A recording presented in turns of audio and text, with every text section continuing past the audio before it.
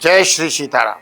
आज मैं उपस्थित हूँ आपके लिए कर्क राशि के मासिक राशिफल को लेकर, यानी दिसंबर 2025 में कर्क राशि के जातकों का विस्तृत मासिक राशिफल, जिसमें हम जीवन के विभिन्न क्षेत्रों की चर्चा करेंगे।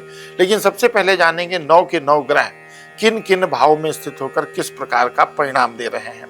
तो सबसे पहले अगर हम देखें तो महीने की शुरुआत में देवगुरु बृहस्पति आपकी अपनी राशि में रहेंगे, जहां से वो आपके भाग्य स्थान को प्रभावित कर रहे हैं, तो भाग्य का आशीर्वाद मिलेगा, धार्मिक कार्यों में रुचि बढ़ेगी। लेकिन 4 दिसंबर के बाद से, जैसे 4 तारीख आएगी, वो द्वादश भाव में वक्र गति के साथ होंगे, तब आपके कुछ खर्चों में वृद्धि हो सकती है। शनि महाराज आपकी जन्म कुंडली में मीन राशि में 9वें भाव में रहकर यात्राओं और कार्य क्षेत्र में आपको कुछ नए अवसर दे सकते हैं। वहीं राहु अष्टम भाव में रहकर मानसिक उतार चढ़ाव यानी फ्लक्चुएशन क्रिएट कर सकते हैं, लेकिन आपकी सूझबूझ हालत को संभाल सकती है, इसलिए संयम से काम लें। मंगल सूर्य शुक्र पंचम भाव में शुरुआत में, बाद में 6ठे भाव में संक्रमण करके कार्य क्षेत्र और स्वास्थ्य दोनों पर प्रभाव डालेंगे। हालांकि ये प्रभाव आपके लिए प्रायः अनुकूल रहने वाला होगा, तो उसको लेकर चिंता नहीं करनी। तो ये तो 9 के 9 ग्रहों का प्रभाव था।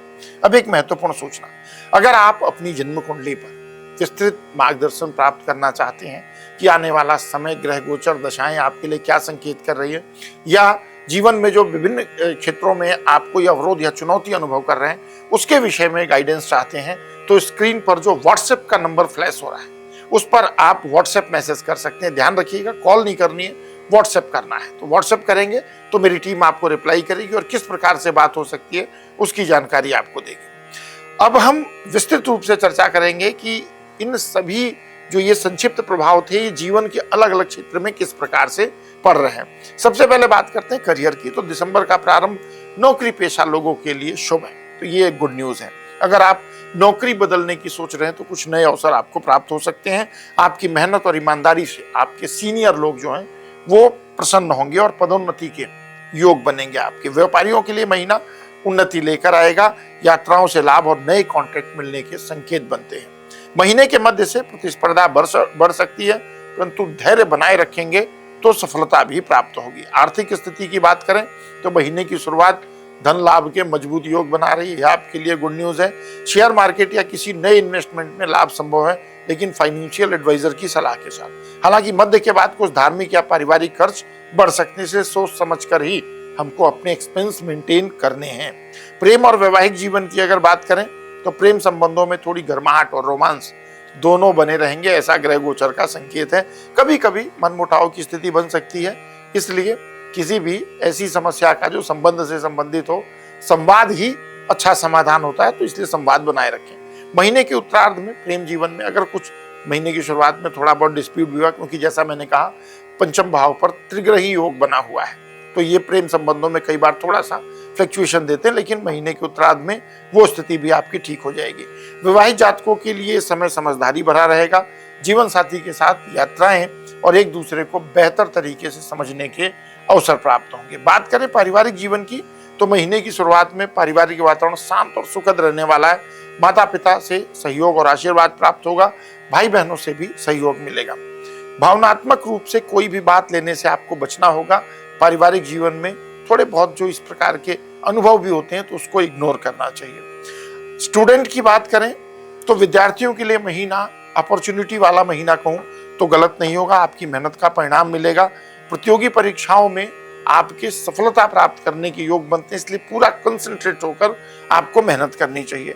हेल्थ की बात करें तो महीने की शुरुआत में सेहत अच्छी रहेगी, लेकिन मध्य के बाद थकावट या पेट से जुड़ी थोड़ी सी समस्याएं आपको परेशान कर सकती हैं, तो वहां थोड़ी सावधानी रखें। अच्छा खान पान रखें और यात्राओं में विशेष रूप से आपको सावधानी बरतनी चाहिए। नियमित रूप से व्यायाम करना, योगाभ्यास करना, मेडिटेशन करना आपको अच्छा बेनिफिट देगा। तो ये तो था सभी जितने भी ग्रह गोचर हुए हैं उनका विस्तृत प्रभाव जीवन के विभिन्न क्षेत्रों पर। लेकिन ये महीना आपके लिए बहुत अच्छा हो सके, उसके लिए कुछ अनुकूल उपाय आपको बता रहा हूँ, जिसको अगर आप दिसंबर माह में करेंगे तो ग्रहों की अनुकूलता प्राप्त होगी। सोमवार के दिन शिवलिंग पर कच्चा दूध, जल, उसमें 1 चुटकी तेल मिलाकर ओम सोमेश्वराय नमः बोलते हुए शिवलिंग पर अभिषेक करें। गुरुवार के दिन अगर आपके लिए उपलब्धता, देखिए कुछ उपाय ऐसे हैं जो सभी लोग नहीं कर सकते, जिनके लिए उपलब्ध हो वो कर सकते हैं। गुरुवार को केले के पेड़ में जल चढ़ाएं और बृहस्पति के बीज मंत्र का जाप करें। मंगलवार को हनुमान जी के मंदिर में जाकर, अगर संभव हो तो जाकर, नहीं तो अपने घर सुंदर कांड का पाठ किया करें प्रत्येक मंगलवार को। वैसे मंगल शनिवार दोनों करेंगे तो बहुत अच्छी बात है।